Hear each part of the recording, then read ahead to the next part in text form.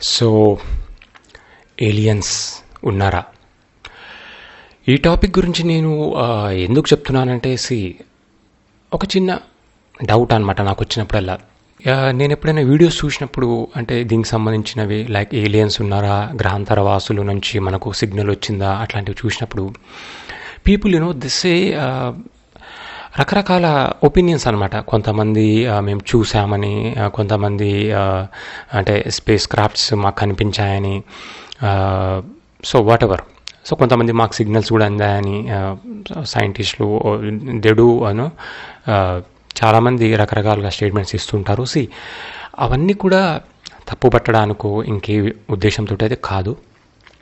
But when a thought arises in me, నేనేమనుకుంటానంటే, ఇప్పుడు మన ప్లానెట్ ఎర్త్ మీద ఎట్లయితే ఒక చిన్న జీవి లైక్ సింగిల్ సెల్డ్ యానిమల్ నుంచి వాట్ ఎవర్ చిన్న చిన్న చిన్న చిన్న అలా ట్రాన్స్ఫర్మేషన్ అవుతూ ఒక మల్టీ సెల్యులార్ ఆర్గానిజమ్స్, ఒక హ్యూమన్ కానీ లేకుంటే పెద్ద పెద్ద యానిమల్స్, ఇవన్నీ కూడా ఎట్లయితే మనకు అంటే ఆవిర్భవించాయో అదేవిధంగా మరి సృష్టి అనేది it's a vast thing. So మనకు తెలియదు అసలు దాని అంతు ఎక్కడుంది, ఏంది అని తెలియనప్పుడు మరి అక్కడ కూడా ఒక చిన్న చిన్న సెల్స్ లాగా ఏదో ఫామ్ అయ్యి ఏదో అయిందని అనుకోవచ్చు కదా బేసిక్గా. సో ఎందుకంటే అనుకోవడానికి ఇక్కడ ఆధారాలు అవసరం లేదు, ఒక చిన్న సెన్స్ తోటి లైట్గా ఆలోచిస్తాయి. చూడండి, ఫర్ ఎగ్జాంపుల్ ఇప్పుడు మనము ఒక మట్టిని తవ్వినా కూడా, అంటే మన ఎర్త్ మీద ప్రతి చోట కూడా ఏ మట్టి తవ్వినా కూడా అక్కడ ఏదో చిన్న పురుగు ఏదో వెళ్తుంటుంది. అదే ఒక చెట్టు దగ్గర వెళ్ళినా కూడా ఆ చెట్టు మీద సంబంధించి ఏదో ఒక ఆర్గానిజం అయితే అక్కడ మనకు కనిపిస్తుంటుంది. ఒక నీటి దగ్గర వెళ్ళినా లేకపోతే ఎక్కడ వెళ్ళినా కూడా అక్కడ పరిసరాలకు తగ్గట్టు ఏదో ఒక జీవి అయితే మనకు కనిపిస్తుంటుంది. ఒక చిన్నది కావచ్చు, పెద్దది కావచ్చు, రకరకాల మూమెంట్స్లో ఉండొచ్చు అది. సో ఆ లెక్కన పోల్చుకుంటే మరి ఒక పెద్ద యూనివర్స్లో ఒక స్టార్ చుట్టూ ప్లానెట్స్ తిరగడము లేకుంటే సో వాట్ ఎవర్, వీటినైతే మనం కాదనిలేము. ఎందుకంటే ఒక బాడీ చుట్టూ ఇంకో బాడీ ఒక మ్యాగ్నెటిజం ఫోర్స్ తోటి తిరగడం అనేది అది కాదనిలేని సత్యం, అది ఎక్కడైనా కూడా. మరి అట్లాంటప్పుడు అక్కడ తగ్గట్టు కూడా ఏదో ఒక జీవి పుట్టి ఉండే ఉంటుంది. Only thing is that we are not able to explore that.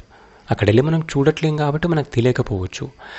So అంత మాత్రానికి మేము చూసామని అనే వాళ్ళని నమ్మాల్సిన అవసరము లేదు అని అనడానికి కూడా మనము గట్టిగా మనము చెప్పలేము. ఇక్కడ ఇంకో పాయింట్, ఇప్పుడు ఇక్కడ ఒక సృష్టి ఉంది అంటే మనము సృష్టించబడ్డాం ఇక్కడ అందరూ అని అనుకుంటున్నప్పుడు, ఇంకో ప్లానెట్ కానీ వాట్ ఎవర్ ఇంకా వేరే చోట్ల కూడా ఉన్నారని అనుకుంటున్నప్పుడు, మరి దాన్ని సృష్టించిన దేవుడు కూడా ఉన్నాడని అనుకోవాలి కదా అని అనుకోవచ్చు కొంతమంది. సో సృష్టికి దేవుడికి ఇక్కడ కొంచెం వేరే అని నేను అనుకుంటాను. ఎందుకంటే ఇప్పుడు మనం సృష్టించబడ్డం మన కళ్ళ ముందు కనిపిస్తున్నది. అట్లాంటి సృష్టించబడ్డ జీవులే ఇంకెక్కడైనా ఉండొచ్చు అని అనుకోవడం వేరు, మనందరినీ సృష్టించిన ఒక సృష్టికర్త ఉన్నాడు అనుకోవడం అది వేరు. ఎందుకంటే మనం ఫిజికల్గా కనిపిస్తున్నాం కాబట్టి మనలాంటి వాళ్ళే ఇంకో చోట ఉండొచ్చు యూనివర్స్లో ఎక్కడైనా అనుకోవచ్చు. కానీ అన్నిటినీ సృష్టించిన వాడు ఉన్నాడు అంటే ఇట్స్ లైక్ ఫిజికల్గా ఒక దేవుడు ఉన్నాడా లేడా తెలియదు, బట్ మనం సృష్టించబడ్డాం. అది whatever the reason might be for our formation. So ఏలియన్స్కి దేవుడికి సంబంధం అయితే నేను ఇవ్వదలుచుకోలేదు. బట్ ఏలియన్స్ ఉంటారా అంటే మేబీ ఛాన్సెస్. సో మరి మనము ఎప్పుడెప్పుడు ఎన్కౌంటర్ అవుతాం, వాళ్ళు మనకెప్పుడు కలుస్తారు, మనం వాళ్ళకెప్పుడు కలుస్తాం అనేది డిపెండ్స్ అపాన్ టైమ్.